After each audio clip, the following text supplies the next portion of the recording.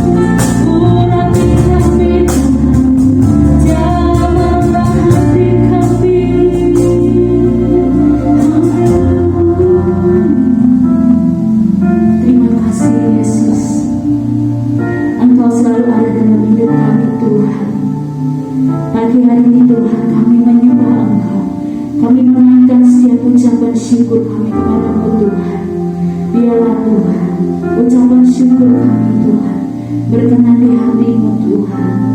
Terima kasih Tuhan Yesus. Pagi hari ini Bapa, kami mau lebih lagi Tuhan berdiam. Kami mau lebih lagi Tuhan melompat untuk Bapa. Kami mau bertepuk tangan Tuhan. Kami mau bersuka cita untuk Engkau Tuhan. Untuk itu Tuhan, kami bersyukur Tuhan.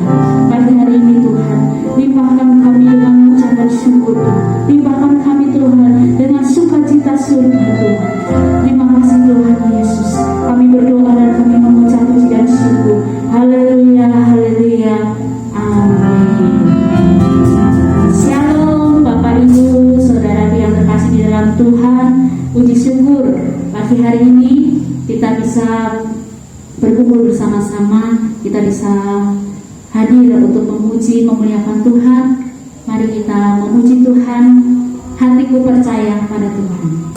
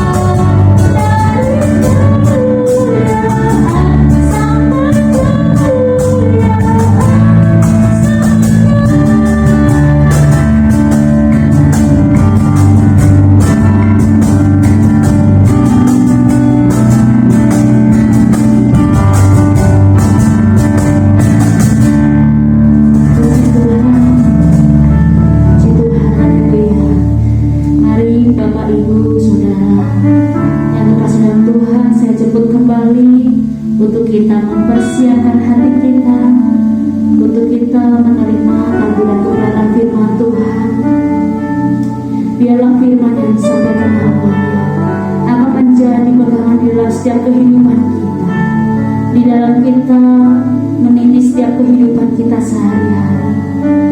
Biarlah firman itu selalu menerangi.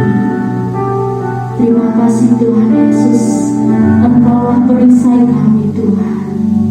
Haleluya Yesus. Amin.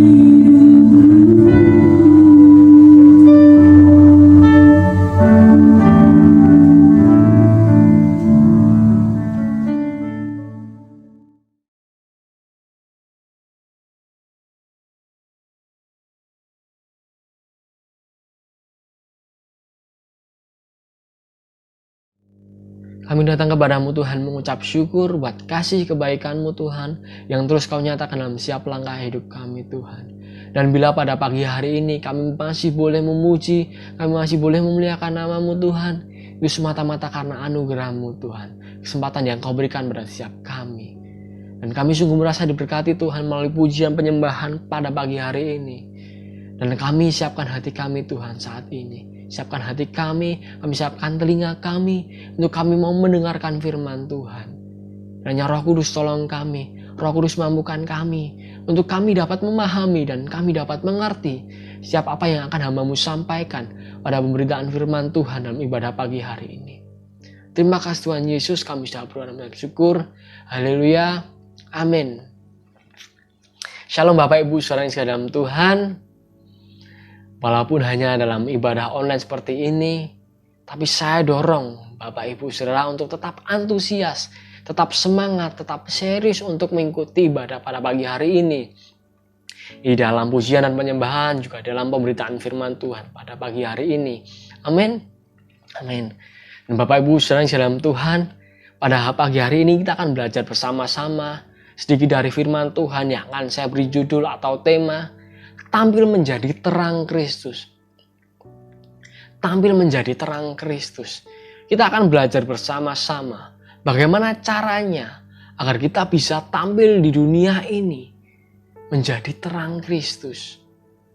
Kita akan belajar prinsip apa saja yang harus kita perhatikan, yang harus kita terapkan dalam hidup kita, agar kita bisa tampil di dunia ini menjadi terang Kristus. Amin. Amin.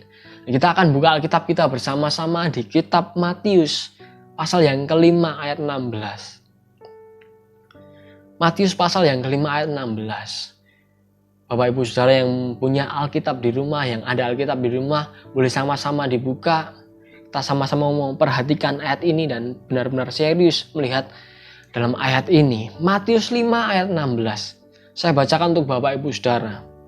Demikianlah hendaknya terangmu bercahaya di depan orang, supaya mereka melihat perbuatanmu yang baik dan memuliakan Bapamu di surga. Saya ulangi sekali lagi. Demikianlah hendaknya terangmu bercahaya di depan orang, supaya mereka melihat perbuatanmu yang baik dan memuliakan Bapamu yang di surga. Bapak Ibu Saudara di dalam Tuhan, mungkin sekarang ini, waktu-waktu ini, kita akan merasa kesulitan untuk membedakan manakah orang-orang Kristen sejati dan manakah orang-orang yang hanya mengaku Kristen atau orang-orang Kristen yang palsu. Mungkin kita akan kesulitan untuk membedakan keduanya. Kita akan sulit untuk membedakan manakah orang-orang percaya dan orang-orang yang tidak percaya kepada Kristus. Manakah orang-orang yang beriman kepada Kristus dan manakah orang-orang yang tidak beriman kepada Kristus, orang yang menolak Kristus. Mungkin kita akan merasa kesulitan untuk membedakan keduanya. Mengapa? Mengapa kalau kita kesulitan untuk membedakan keduanya? Karena cara hidup mereka sama. Karena cara hidupnya sama. Mungkin ada orang-orang yang berkata, gampang untuk membedakan manakah orang-orang Kristen dan orang-orang yang bukan Kristen. Manakah orang yang percaya dan orang yang tidak percaya. Kalau dia setiap minggu datang ibadah, dia pasti orang Kristen, dia pasti orang percaya.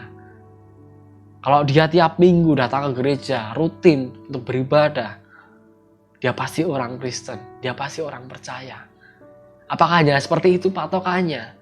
Untuk seorang itu bisa disebut sebagai orang Kristen yang sejati, orang percaya yang sungguh-sungguh percaya. Kita bisa melihat sekarang ini, banyak orang-orang Kristen yang cara hidup mereka sama dengan orang-orang dunia ini. Orang-orang yang tidak mengenal Yesus.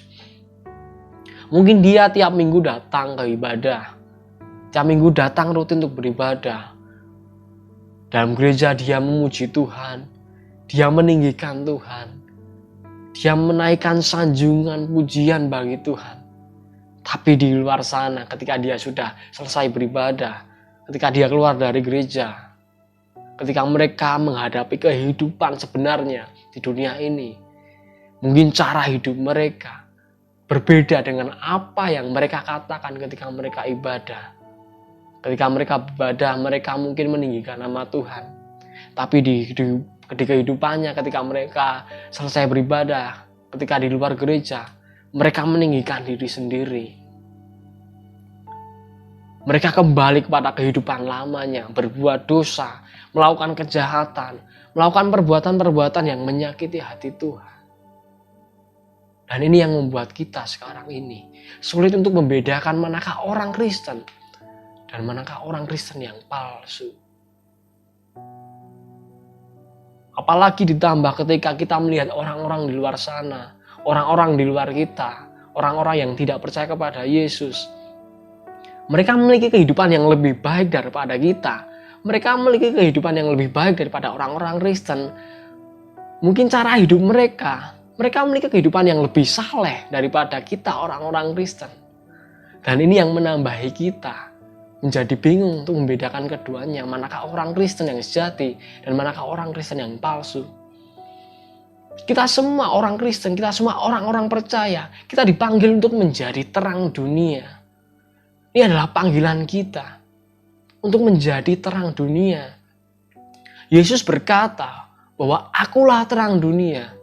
Dalam kitab Yohanes pasal 8 ayat 12, Yesus berkata bahwa akulah terang dunia. Yesus adalah terang dunia. Tapi di sisi lain, di bagian lain, Yesus juga berkata kepada para murid-muridnya, para pengikutnya, bahwa kamu adalah terang dunia. Kita bisa melihat di kitab Matius pasal 5 ayat 14. Yesus berkata kepada para pengikutnya dan para murid-muridnya bahwa kamu adalah terang dunia. Kita semua orang-orang percaya kepada Kristus, kita dipanggil untuk menjadi terang dunia. Ini adalah panggilan kita. Yesus adalah terang yang sejati. Dia adalah terang yang sejati. Dia adalah terang dunia, terang yang sejati. Dia datang dari surga untuk menerangi dunia ini dari kegelapan. Dia adalah terang yang sejati. Turun dari surga untuk menerangi dunia ini dari kegelapan. Namun kita juga adalah terang dunia.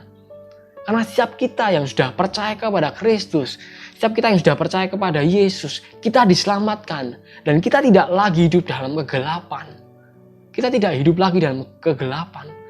Tapi kita hidup dalam terang Kristus, terang yang sejati. Dan kita dipanggil untuk menjadi terang dunia dalam lingkungan kita. Di dunia ini, kita dipanggil untuk menjadi terang dunia. Lalu apa yang harus kita lakukan? Lalu kita harus menjadi terang yang seperti apa? Agar kita bisa tampil di dunia ini menjadi terang Kristus. Terang seperti apa yang Yesus inginkan? Agar kita bisa menjadi terang Kristus. Agar kita bisa tampil menjadi terang Kristus. Ada dua prinsip terang yang bisa kita ambil dari ayat yang sudah kita baca tadi. Dalam kitab Matius 5 ayat 16. Ada dua prinsip terang yang bisa kita ambil, yang kita bisa terapkan, agar kita bisa tampil di dunia ini menjadi terang Kristus. Dan prinsip terang yang pertama, yang harus kita hidupi dalam hidup kita, agar kita bisa menjadi terang Kristus. Yang pertama adalah terang yang menjadi teladan. Menjadi terang yang menjadi teladan. Kita lihat di ayat yang ke-16a. Saya bacakan. Demikianlah hendaknya terangmu bercahaya di depan orang. Demikianlah hendaknya terangmu bercahaya di depan orang. Kita harus menjadi teladan. Kita harus menjadi terang yang memberi teladan bagi orang lain. Bagi orang-orang di sekitar kita, dalam lingkungan kita, bagi dunia ini. Dimulai dari lingkungan yang terdekat, lingkungan keluarga kita, lingkungan pergaulan kita, teman-teman kita, di sekolah maupun di kuliah, di pekerjaan kita, dan juga bagi orang-orang di sekitar kita, dimanapun kita berada. Kita harus menjadi terang yang memberi teladan bagi mereka. Amin. Dan dari ayat-ayat yang di atasnya, kita bisa melihat bagaimana Yesus memberikan gambaran-gambaran tentang hal menjadi terang dunia ini. Yesus memberikan dua gambaran tentang terang dunia ini. Di ayat yang ke-14 kita bisa melihat, kamu adalah terang dunia. Kota yang terletak di atas gunung tidak mungkin tersembunyi. Kamu adalah terang dunia. Kota yang terletak di atas gunung tidak mungkin tersembunyi. Ini gambaran pertama yang diberikan oleh Yesus kepada para pendengar khotbahnya pada saat itu. Tentang hal menjadi terang dunia. Kota yang terletak di atas gunung tidak mungkin tersembunyi. Mengapa? Mengapa? Karena dari kota itu terpancar terang yang berasal dari penerangan-penerangan kecil yang banyak jumlahnya. Sehingga cahayanya dapat dilihat dari kejauhan.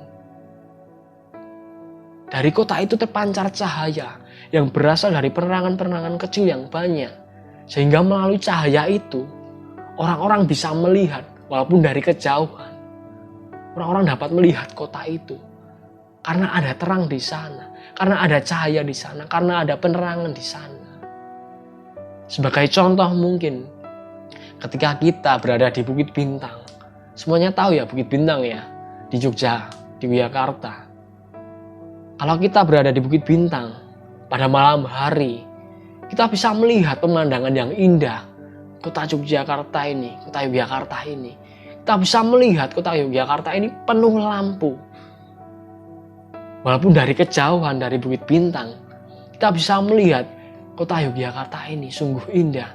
Karena banyak lampu di sana, karena ada penerangan di sana, karena ada cahaya di sana. Sehingga kita bisa menyimpulkan bahwa di sana ada kota. Di sana ada kota Jogja. Di sana ada kehidupan. Di sana ada pemukiman warga. Coba bayangkan, kalau di sana, di kota Yogyakarta ini tidak ada lampu sama sekali. Atau mungkin di Jogja ini, semua lampu dimatikan, semua listrik dimatikan. Dan ketika kita berada di Bukit Bintang ini, ketika kita melihat kota Yogyakarta, kita tidak akan melihat apa-apa ketika malam hari. Karena tidak ada lampu di sana. Karena tidak ada penerangan di sana. Mungkin kita akan menyimpulkan bahwa di sana tidak ada kehidupan. Di sana tidak ada kota. Di sana tidak ada pemukiman warga. Karena gelap. Mungkin hanya ada hutan di sana. Mungkin kita akan beranggapan seperti itu. Karena tidak ada lampu di sana. Karena tidak ada penerangan di sana. Ini gambaran pertama yang diberikan Yesus kepada para pendengar khotbahnya, para pendengar pengajarannya. Kota yang terletak di atas gunung tidak mungkin tersembunyi. Karena dari kota itu terpancar penerangan, terpancar cahaya, terpancar terang yang berasal dari penerangan-penerangan kecil yang banyak. Sehingga cahayanya dapat dilihat dari kejauhan. Membuat setiap orang yang melihat dari kejauhan, dia mengerti bahwa di situ ada sebuah kota. Di situ ada sebuah kehidupan. Ini gambaran yang pertama. Dan gambaran yang kedua yang diberikan Yesus. Di ayat yang ke-15. Kita bisa melihat. Lagi pula orang tidak menyalakan pelita, lalu meletakkannya di bawah gantang. Melainkan di atas kaki dian, sehingga menerangi semua orang dalam rumah itu. Lagi pula orang tidak akan menyalakan pelita lalu meletakkannya di bawah gantang. Tapi meletakkannya di atas kaki dian. Supaya cahayanya dapat menerangi setiap orang dalam rumah itu. Ini gambaran kedua yang diberikan oleh Yesus kepada para pendengar khotbahnya. Tentang terang dunia ini. Tentang hal terang. Orang tidak akan menyalakan pelita lalu meletakkannya di bawah gantang. Tapi meletakkannya di atas kaki dian. Mengapa? Supaya cahayanya dapat menerangi semua orang dalam rumah itu. Supaya cahayanya dapat menerangi setiap sudut ruangan dalam rumah itu. Orang tidak akan menyalakan pelita, kemudian meletakkannya di tempat yang rendah, di tempat yang bawah. Tapi dia akan meletakkannya di tempat yang lebih tinggi, di atas kaki dia. Supaya cahaya itu dapat menerangi setiap orang yang ada dalam ruangan itu. Coba bayangkan ketika mungkin di rumah kita, dalam ruang tamu mungkin, ketika kita meletakkan sebuah lampu di bawah meja ruang tamu, kita meletakkan lampu itu di sana, kemudian kita meletakkannya. Apakah lampu itu dapat menerangi setiap orang di dalam ruangan itu? Apakah cahaya dari lampu itu dapat menerangi setiap sudut di dalam ruangan itu? Pasti tidak. Mungkin lampu itu dapat menyala. Tapi pasti fungsinya tidak akan maksimal. Fungsi dari lampu itu tidak akan maksimal. Karena tidak bisa menerangi setiap orang yang ada dalam ruangan itu. Dalam rumah itu. Tapi ketika kita meletakkan lampu itu di tempat yang atas, tempat yang tinggi, pasti lampu itu dapat berfungsi sebagaimana mestinya. Berfungsi dengan baik. Menerangi setiap orang dalam rumah itu. Menerangi setiap sudut rumah itu. Itu adalah fungsinya. Orang tidak akan menyalakan pelita lalu meletakkannya di bawah gantang. melainkan meletakkannya di atas kaki Dian, supaya cahaya yang dapat menerangi setiap orang dalam rumah itu. Ini dua gambaran yang diberikan oleh Yesus kepada para pendengar khotbahnya. Dan mungkin kita mengerti fungsi umum dari terang. Fungsi terang secara umum. Terang berfungsi untuk menerangi orang-orang di sekitarnya.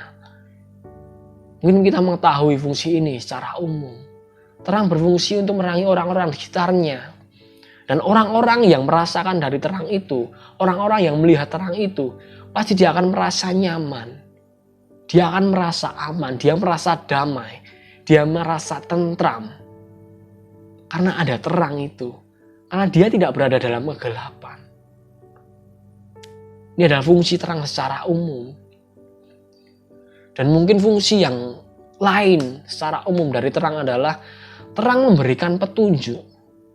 Fungsi terang adalah memberikan petunjuk dan juga mengarahkan.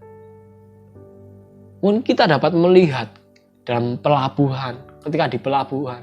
Coba bayangkan ketika di pelabuhan, tidak ada lampu, tidak ada penerangan sama sekali, tidak ada cahaya di sana. Saya yakin pasti kapal, pasti nakoda akan bingung di mana letak pelabuhannya. Mungkin dia akan menabrak pelabuhan itu. Atau mungkin di bandara. Ketika mungkin di bandara tidak ada lampu, tidak ada penerangan sama sekali, tidak ada cahaya di sana. Pasti pilot akan kebingungan. Pilot pasti akan merasa pusing. Ini pesawat mau didaratkan di mana? Terang berfungsi untuk memberi petunjuk dan mengarahkan. Dan kalau kita memposisikan diri kita sebagai terang dunia, memberi teladan bagi orang-orang di sekitar kita, kita harus memberikan mereka petunjuk. Kita harus mengarahkan mereka kepada jalan yang benar. Mengarahkan mereka kepada Kristus, kepada jalan Kristus. Itu adalah fungsi kita sebagai terang dunia. Dan kita memberi teladan bagi orang-orang lain, bagi orang-orang di sekitar kita. Kita dipanggil untuk menjadi terang dunia. Kita orang-orang percaya, kita para pengikut Kristus, kita dipanggil untuk menjadi terang dunia.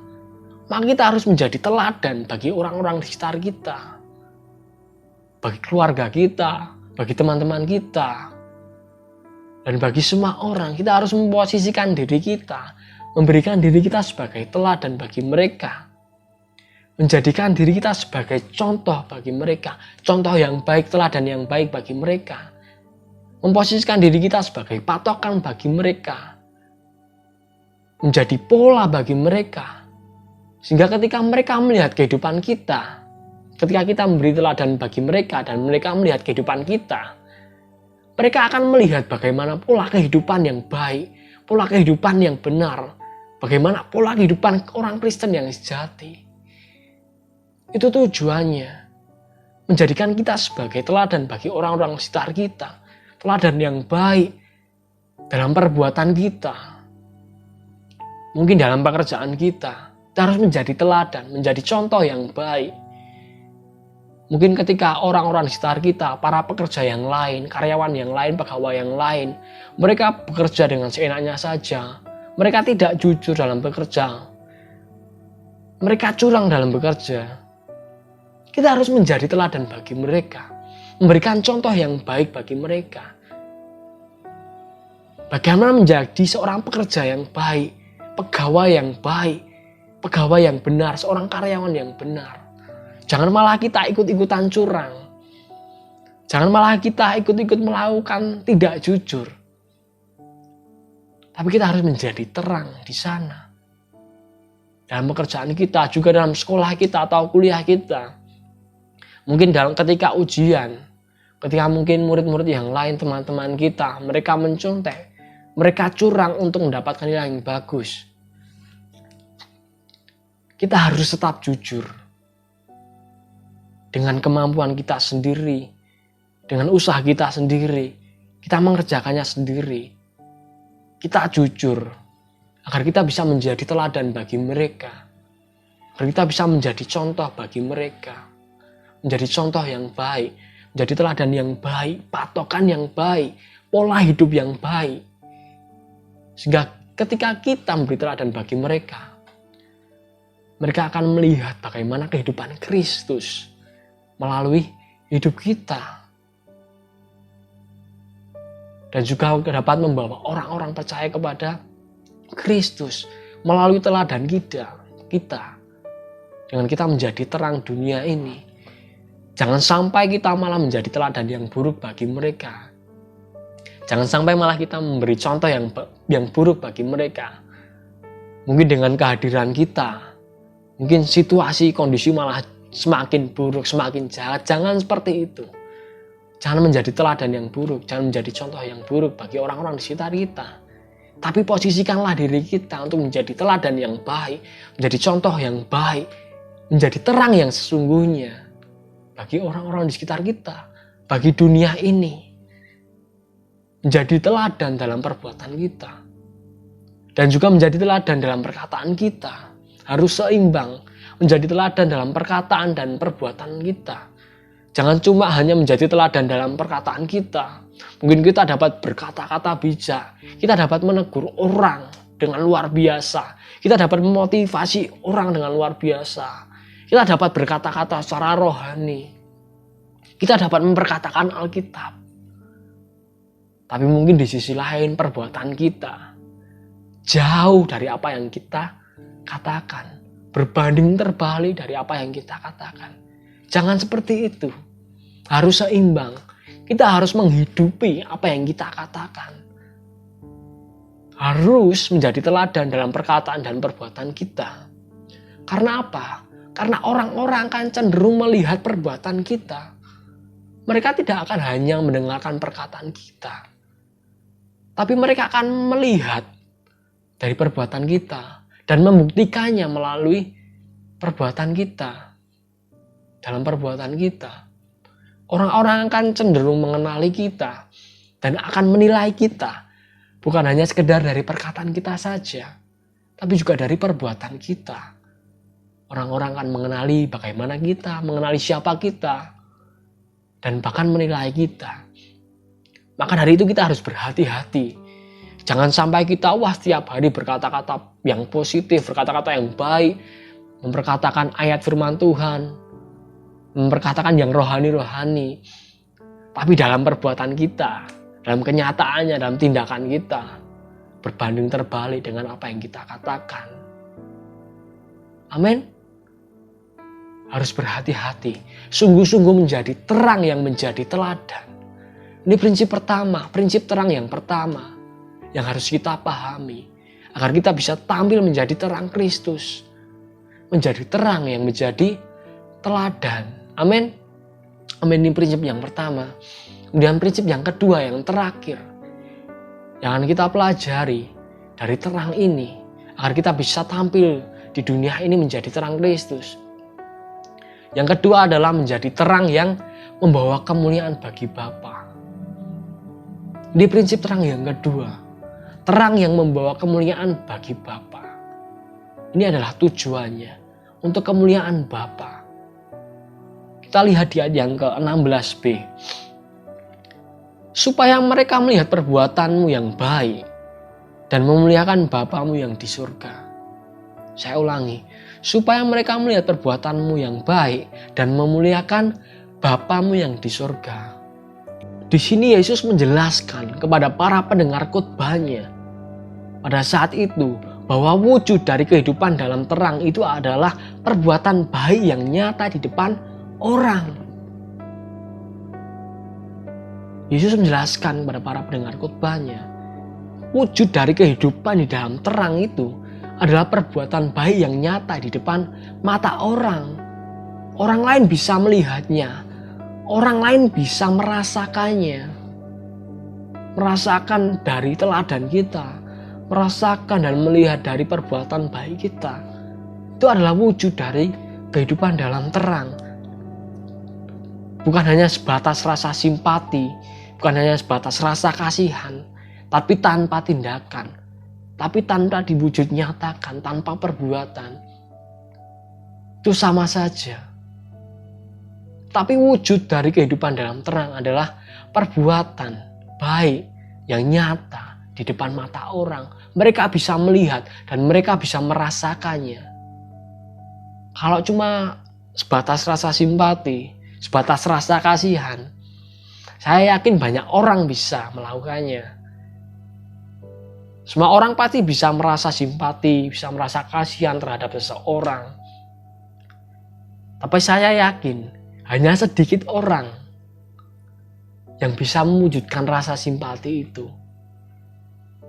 bisa mewujudkan rasa kasihan itu dalam tindakan, dalam sebuah tindakan dan perbuatan, melalui dia menolong orang lain, melalui dia memperhatikan orang lain, memberi diri untuk menjadi penolong bagi mereka. Tidak banyak orang yang bisa seperti itu. Mungkin kita bisa melihat dalam kehidupan sehari-hari, atau mungkin kita sendiri yang merasakannya.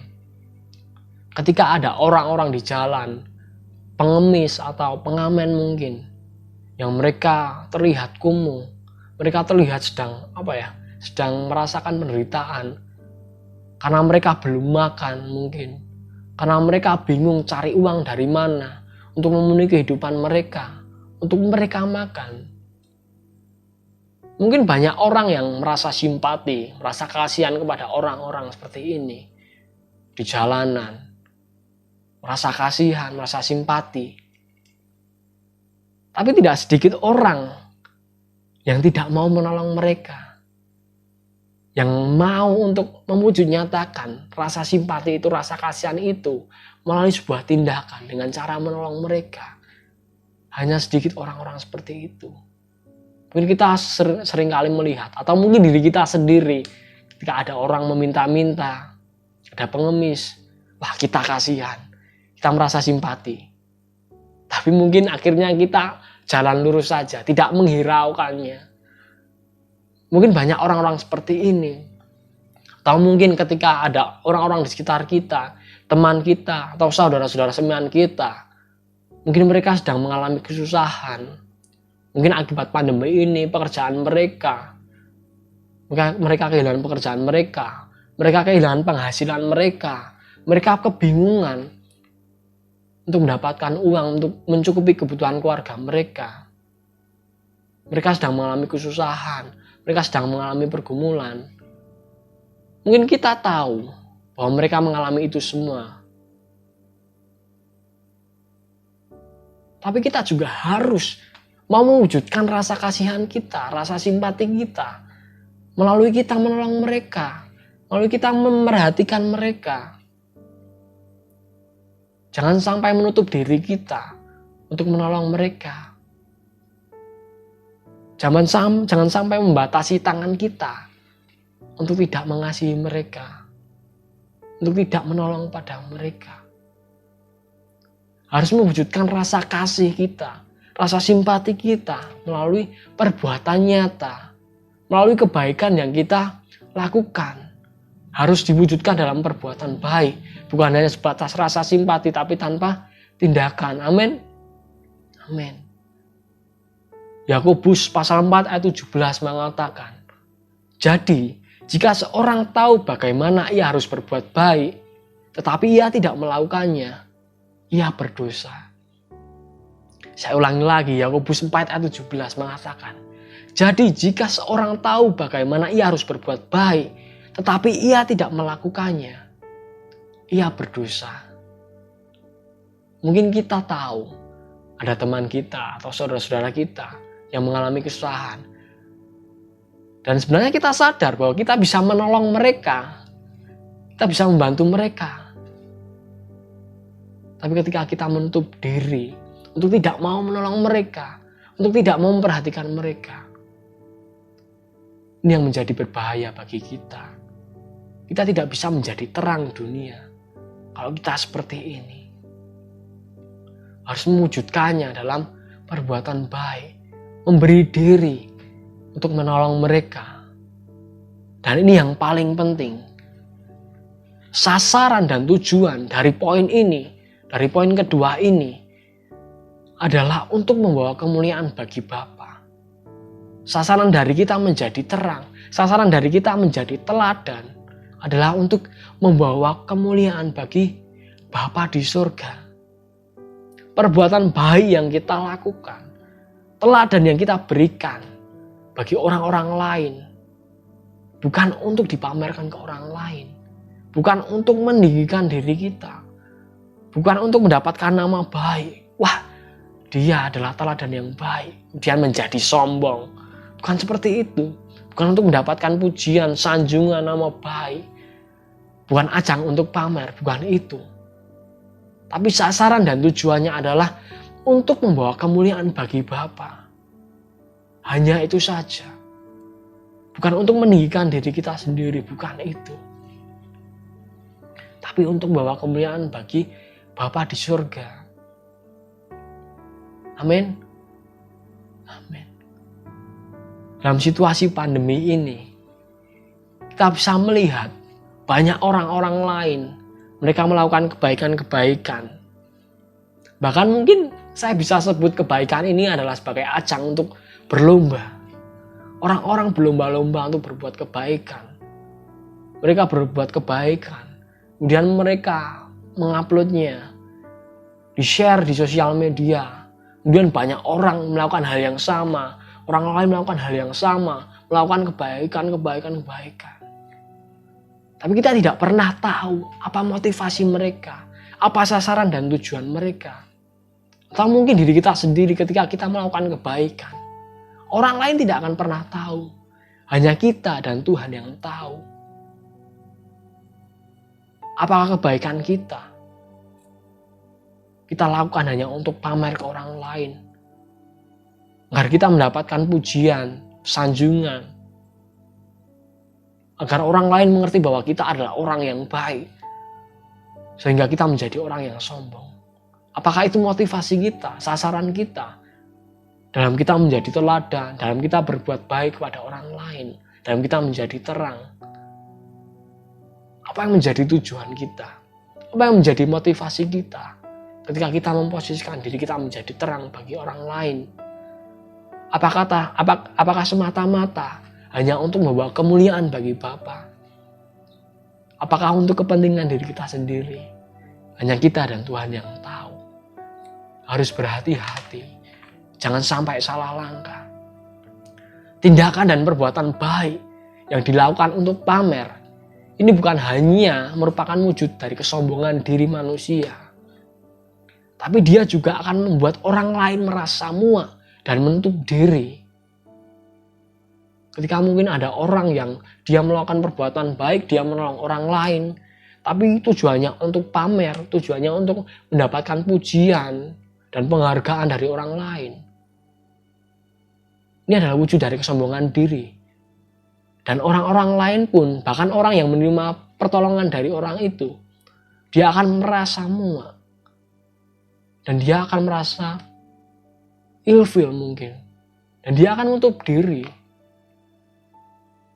Sehingga bukannya menjadi terang yang menunjukkan jalan Kristus bagi orang lain, tapi dia malah dapat menjadi penghalang bagi orang untuk datang kepada Kristus. Karena memiliki motivasi yang salah, memiliki tujuan dan sasaran yang salah. Ketika dia menjadi terang, ketika dia memberikan teladan, ketika dia berbuat baik kepada orang lain, dengan tujuan yang salah, dengan motivasi yang salah, dia tidak akan pernah membawa orang menunjukkan jalan Kristus kepadanya. Tapi dia malah menjadi penghalang bagi orang itu. Dan tidak akan mendatangkan berkat bagi orang yang melakukannya. Sasaran dan tujuan, motivasi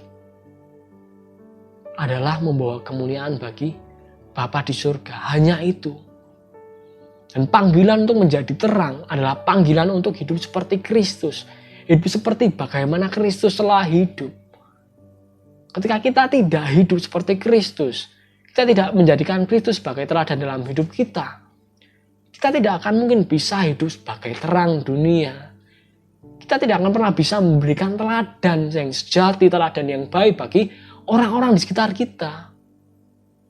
Tapi ketika kita ingin menjadi terang, kita ingin menjadi terang dunia, menjadi teladan yang baik, teladan yang benar, teladan yang sejati, kita terlebih dahulu harus hidup seperti Kristus. Amin. Amin. Karena Yesus sendiri berkata bahwa akulah terang dunia.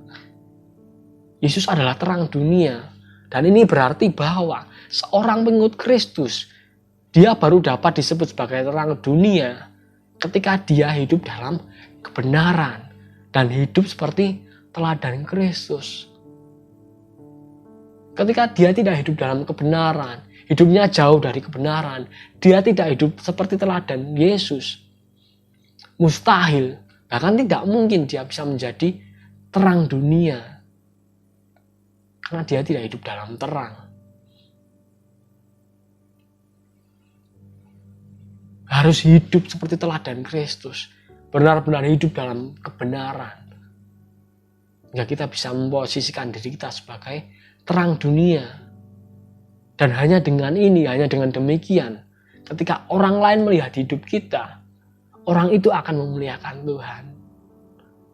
Orang itu akan memuliakan Tuhan, datang kepada Tuhan. Akan membawa orang, menuntun orang kepada Kristus. Amin. Amin. Ini adalah tujuannya. Tujuan yang sejati. Motivasi yang sesungguhnya. Dan setiap orang yang menjadi pengikut Kristus ditentukan Tuhan untuk menjadi terang dunia, membawa pengaruh positif bagi dunia ini. Membawa pengaruh yang positif bagi dunia ini. Walaupun sekalipun dia berada dalam lingkungan yang buruk, dalam situasi tertekan, kondisi yang tidak mengenakan bagi dia harus menjadi terang di tengah-tengah mereka. Harus terus membawa pengaruh yang positif bagi mereka. Sekalipun situasi menghimpit, situasi menekan, berada dalam lingkungan yang buruk, harus tetap menjadi terang dalam lingkungan itu di tengah-tengah mereka. Amin. Amin. Hidup benar dan perbuatan baik yang kita lakukan akan membuka pintu hati orang lain di sekitar kita kepada kasih Kristus dan mengubah kehidupan mereka dari kehidupan lama mereka, dari kegelapan kepada terang Kristus. Membawa Kristus dalam kehidupan mereka, menunjukkan jalan Kristus dalam kehidupan mereka, menunjukkan Injil dalam hidup kepada mereka. Melalui hidup kita menjadi teladan dan menjadi terang bagi mereka. Amin. Amin. Dan sebagai penutup, saya akan membacakan sebuah kutipan yang luar biasa dari seorang yang bernama John MacArthur. John MacArthur pernah berkata, kita adalah satu-satunya Alkitab yang dibaca oleh beberapa orang tidak percaya. Hidup kita diawasi dengan cermat setiap harinya. Apa yang dipelajari orang lain dari Anda? Apakah mereka melihat gambaran yang akurat tentang Allah dari hidup Anda? Saya ulangi lagi. Ini adalah kutipan yang luar biasa dari John MacArthur. Kita adalah satu-satunya Alkitab yang dibaca oleh beberapa orang tidak percaya. Hidup kita diawasi dengan cermat setiap harinya. Apa yang dipelajari orang lain dari Anda? Apakah mereka melihat gambaran yang akurat tentang Allah? Ini menjadi renungan bagi kita untuk melihat ke dalam diri kita. Kita adalah surat terbuka. Orang-orang akan melihat kepada kehidupan kita. Orang-orang akan menilai bagaimana kehidupan seorang Kristen ketika mereka melihat kehidupan kita. Mereka mengawasi kita setiap harinya. Mereka memperhatikan kita, bagaimana cara hidup kita, bagaimana perbuatan kita, bagaimana perkataan kita. Apa yang mereka pelajari dari kita? Apakah mereka melihat gambaran yang akurat tentang Allah? Apakah mereka melihat Kristus yang hidup dalam hidup kita? Ini menjadi perenungan bagi kita. Untuk kita melihat kedalaman hati kita dalam hidup kita. Amin. Dan sebagai penutup, ini prinsip yang kita pelajari pada pagi hari ini. Dua prinsip sebagai terang dunia. Yang pertama adalah terang yang menjadi teladan. Dan yang kedua adalah terang yang membawa kemuliaan bagi Bapa. Amin. Amin. Mari kita tutup dalam doa. Kami bersyukur kepadamu Tuhan buat kasih kebaikan-Mu dalam kehidupan kami. Kami boleh masih ditegur melalui firman Tuhan ini. Kami dididik melalui firman Tuhan pada pagi hari ini. Kami bahkan boleh dinyatakan kesalahan kami melalui firman Tuhan pada pagi hari ini. Dan firman Tuhan menuntun kami kepada kebenaran. Dan ajar kami Tuhan, untuk kami sungguh-sungguh dapat mempraktekkan firman Tuhan ini dalam kehidupan kami sehari-hari. Biarlah kami boleh menjadi terang dunia, membawa orang-orang kepada Kristus. Kami boleh menjadi teladan yang baik, menjadi contoh yang baik bagi orang-orang di sekitar kami. Dan kami boleh menunjukkan kepada orang di sekitar kami, kepada jalan Kristus. Terima kasih Tuhan. Bila kami sudah mendengar firman Tuhan, dan bila hamba-Mu telah selesai berbicara, tapi kami mohon kiranya Roh Kudus terus berkarya dan bekerja dalam kehidupan kami, menerangi hati dan pikiran kami, terus mengingatkan kami akan kebenaran firman Tuhan ini, dan memampukan kami untuk bukan hanya menjadi pendengar firman Tuhan saja, tapi juga dapat menjadi pelaku firman Tuhan, sehingga kehidupan kami boleh menyenangkan Tuhan, kehidupan kami boleh memuliakan nama Tuhan. Terima kasih Tuhan Yesus, kami sudah berdoa dan mengucap syukur. Haleluya. Amin.